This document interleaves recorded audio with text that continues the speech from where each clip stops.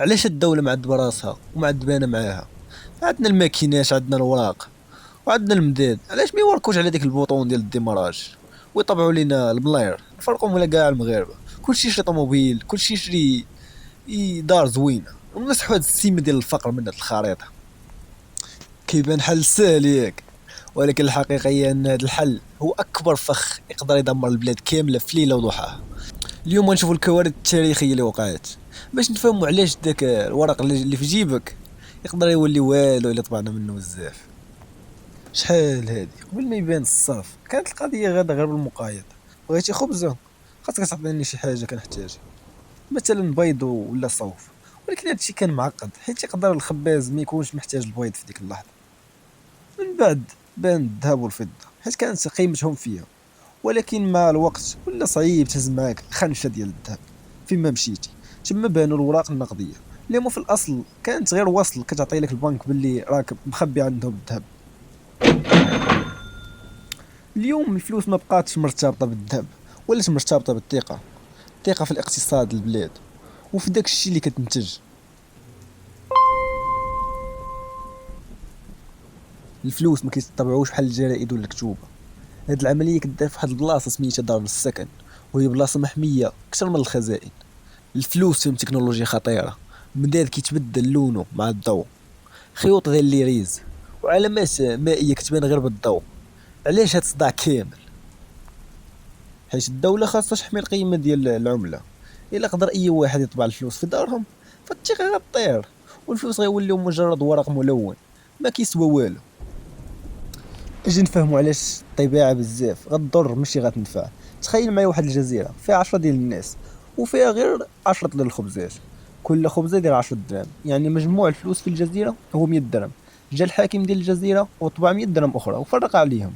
دابا كاع الناس عندهم الفلوس، ولكن الخبز راه باقي غير 10 الخبزات. شنو غيوقع؟ الناس غيبداو يتضاربوا باش يشراو الخبز، ومول الخبز غيطلع الثمن ل 20 درهم.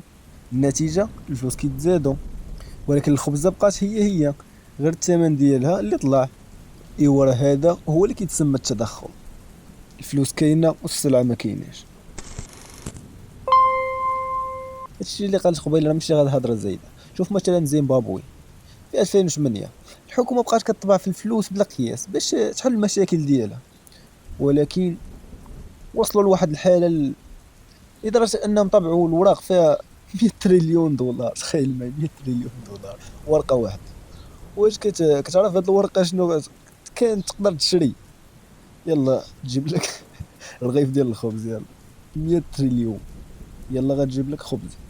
بنادم ولا كيمشي للسوق هاز خنشه ديال الفلوس باش يشري بيضه. هذه هي النتيجه ديال الطباعه بلا انتاج حقيقي. بزاف ديال الناس كيحساب ليهم الدوله هي اللي كتشد الماكينه وتطبع، ولكن الحقيقه هي ان المسؤول الاول على طباعه الفلوس والاداره السياسه النقديه في البلاد هو البنك المغربي.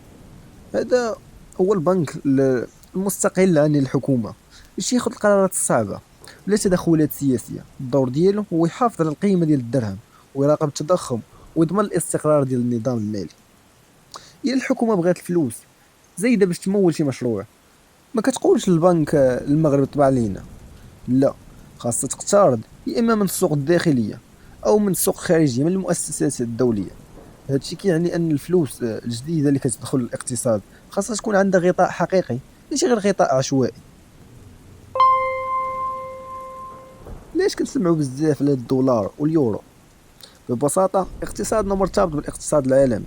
باش نشريو من برا، نستوردوا يعني المواد الاوليه والتكنولوجيا ولا حتى المواد، بعض المواد الاستهلاكيه، خاصنا نخلصوا بالعمله الصعبه بحال الدولار او اليورو. هاد العمله الصعبه كنجيبوها من اللي كنبيعوا حنا للبلدان الاخرى، يعني كنصدروا المنتجات ديالنا بحال الفوسفات المنتجات الفلاحيه السيارات وغير ذلك. وحتى من اللي كيصيفطوا لنا الجاليه المغربيه الفلوس من برا، هذه حتى هي عمله صعبه كتجي لبلادنا وكتغني الاحتياط ديال البنك.